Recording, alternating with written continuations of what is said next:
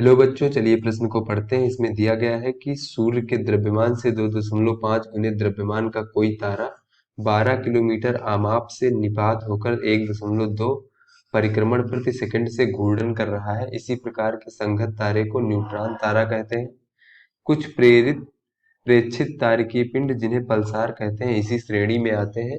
इसके विषुवत वृत्त पर रखा कोई पिंड गुरुत्व बल के कारण इसके विषुवत वृत्त पर रखा कोई पिंड गुरुत्व बल के कारण क्या इसके पृष्ठ से चिपका रहेगा? और हमें सूर्य का द्रव्यमान 2 × 10⁻30 किलोग्राम दिया गया है। बच्चों, इस प्रश्न की मूल अवधारणा देख लेते हैं। बच्चों, इस प्रश्न की मूल अवधारणा में हम ये देखते हैं कि अगर कोई पिंड मान लेते हैं बच्चों जिसका द्रव्यमान m है और ये इस प्रकार किसी वृत्तीय पथ पर गति कर रहा है और इसकी जो है जो कोणीय चाल है वो ओमेगा है और इस वृत्तीय पथ की जो त्रिज्या है वो r है। तो ऐसे में बच्चों इस पर एक बल लगेगा और इस बल को हम लोग अपकेंद्र बल कहते हैं। इसकी दिशा बाहर की ओर इस प्रकार होगी, इसे Fe से प्रदर्शित कर लेते हैं। तो बच्चों, जो ये अपकेंद्र बल है इसका सूत्र इस प्रकार से होता है। अपकेंद्र बल Fe बराबर पिंड का द्रव्यमान m और जिस वृत्तीय पथ पर वो घूर्णन कर रहा है उसकी त्रिज्या r और कोणीय चाल ओमेगा का वर्ग। तो यहाँ से बच्चों जो कोणीय चाल ओमेगा होता है उसका मान 2πn होता है, जहाँ पे जो n है वो ये n जो है बच्चों ये घूर्णन की आवृत्ति है, अर्थात कितने घूर्णन प्रति सेकंड ये कण पिंड जो है वो कर रहा है। तो यहाँ से बच्चों अगर ओमेगा का मान रख दें तो हमें अपकेंद्र बल Fe बराबर प्राप्त हो जाएगा m r और ओमेगा का मान 2πn का वर्ग। तो यहाँ से हमें Fe बराबर प्राप्त हो जाएगा 4 पाई का वर्ग n का वर्ग गुणे m गुणे r। ये बच्चों अब अपने प्रश्न को देख लेते हैं। तो बच्चों इस प्रश्न में दिया गया है कि कोई एक तारा है कुछ इस प्रकार से। बच्चों, ये कोई एक तारा है गोलाकार और ये तारे का केंद्र है तथा ये इसकी विषुवत रेखा है। बच्चों, इसकी विषुवत रेखा जो है कुछ इस प्रकार से हो जाएगी। ये इसकी विषुवत रेखा है बच्चों और इस विषुवत रेखा पर कोई पिंड रखा हुआ है।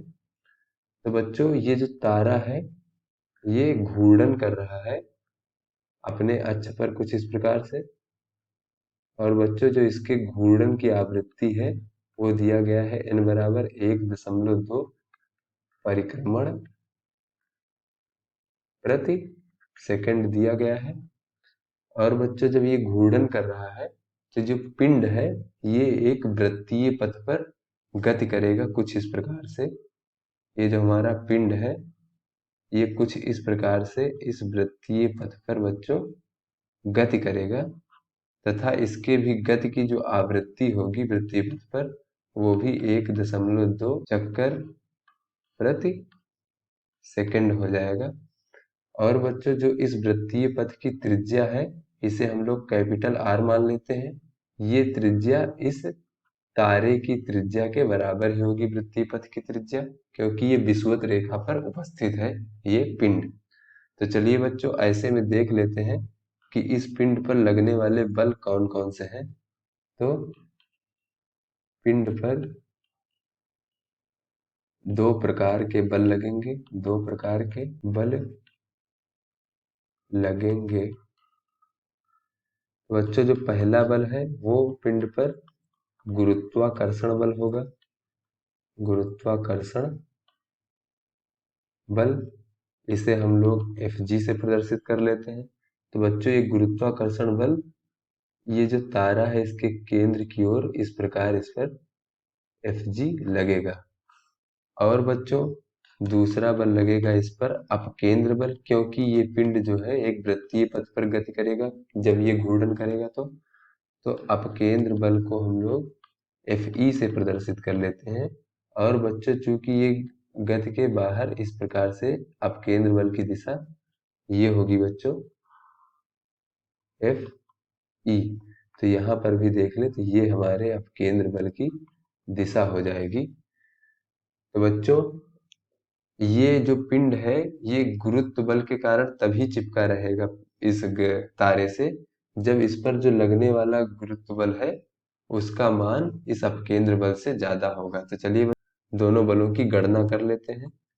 तो पहला निकाल लेते हैं गुरुत्वाकर्षण बल का मान, इसे एफ जी भी कह रहे हैं हम।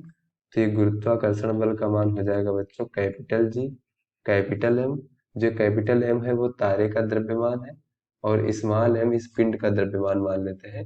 अच्छा दूरी जो है वो आर स्क्वायर हो जाएगी बच्चों। तो यहाँ से ये हमें प्राप्त हो जाएगा 6.67 गुणे 10 की घात -11, ये कैपिटल जी का मान है।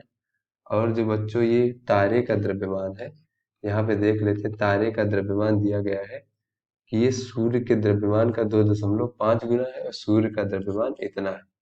तो जो बच्चों तारे का द्रव्यमान हो जाएगा वो 2.5 गुणे सूर्य का द्रव्यमान 2 गुणे 10 की घात 30 किलोग्राम। चलिए बच्चों यहाँ से अब हो जाएगा एफ जी बराबर जी का मान 6.67 गुणे 10 की घात -11 और जो कैपिटल एम तारे का द्रव्यमान हो जाएगा 2.5 गुणे 2 गुणे 10 की घात 30 और ये पिंड का द्रव्यमान एम भागे।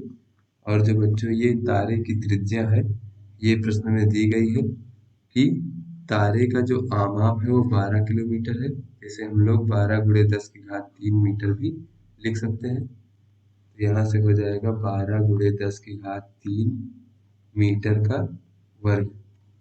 यहाँ से बच्चों जब हम एफ जी बराबर निकालेंगे तो हमें प्राप्त हो जाएगा एफ जी बराबर 2.3 गुणे 10 की घात 12 और ये एम पिंड का द्रव्यमान न्यूटन।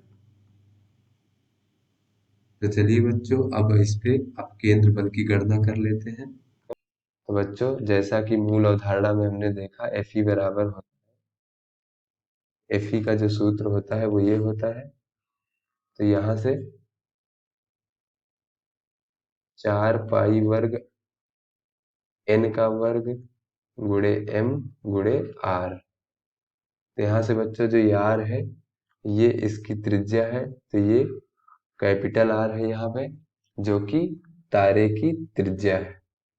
तो बच्चों यहाँ से एफ ई बराबर निकल आएगा 4 गुणे 3.14 का वर्ग और एन हमें दिया गया है 1.2 तो इसका वर्ग और ये आर का मान जो है बच्चों ये दिया गया है 12 किलोमीटर अर्थात 12 गुणे 10 की घात 3 मीटर और गुणे पिंड का द्रव्यमान। तो बच्चों जब इसे हल कर लेंगे तो ये हमें प्राप्त हो जाएगा 6.8 गुणे 10 की घात 5 गुणे पिंड का द्रव्यमान न्यूटन।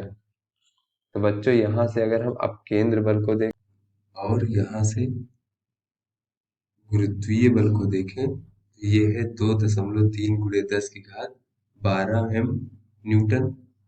देखें तो यहाँ से दिखाई पड़ता है बच्चों चूंकि एफ जी जो है वो बड़ा है एफ ई से, इसलिए जो पिंड है वो हम कह सकते हैं गुरुत्व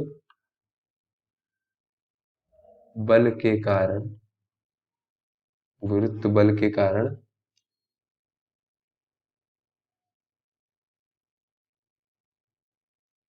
तारे के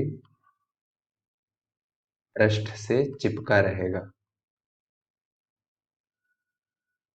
क्योंकि बच्चों गुरुत्वाकर्षण बल का मान अधिक है अपकेंद्र बल से तो ये गुरुत्व बल के कारण तारे के पृष्ठ से चिपका रहेगा। तो आशा करते हैं बच्चों आपको समझ में आ गया होगा। धन्यवाद।